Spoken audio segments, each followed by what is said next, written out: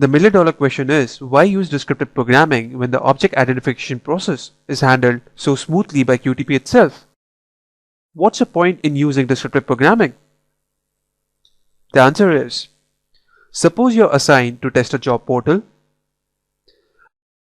You enter a search query into the job portal, say QTP.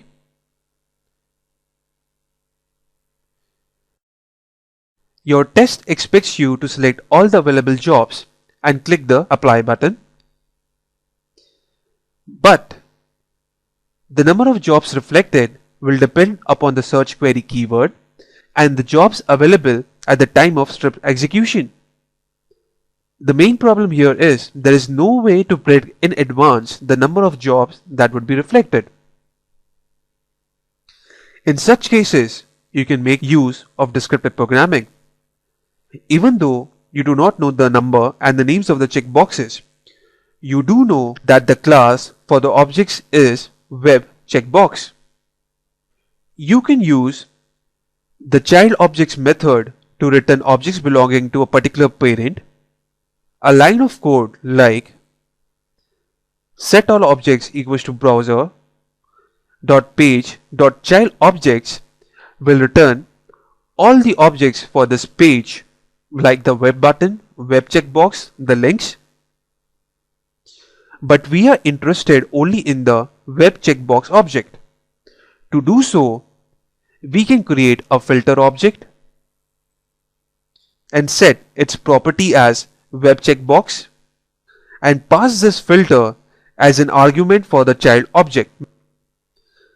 In this case, only the checkboxes are returned.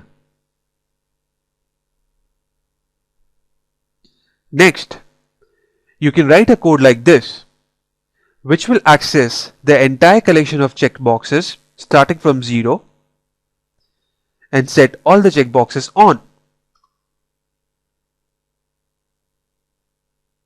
Next, you can click the apply button to complete the test.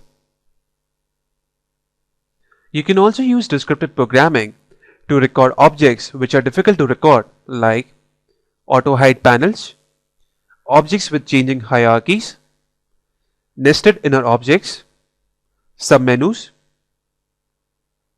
You can also do certain advanced string manipulations using descriptive programming. In conjunction with the index property, descriptive programming could be very useful in identifying difficult objects. That's all to the application of descriptive programming. A few pointers before we end this tutorial.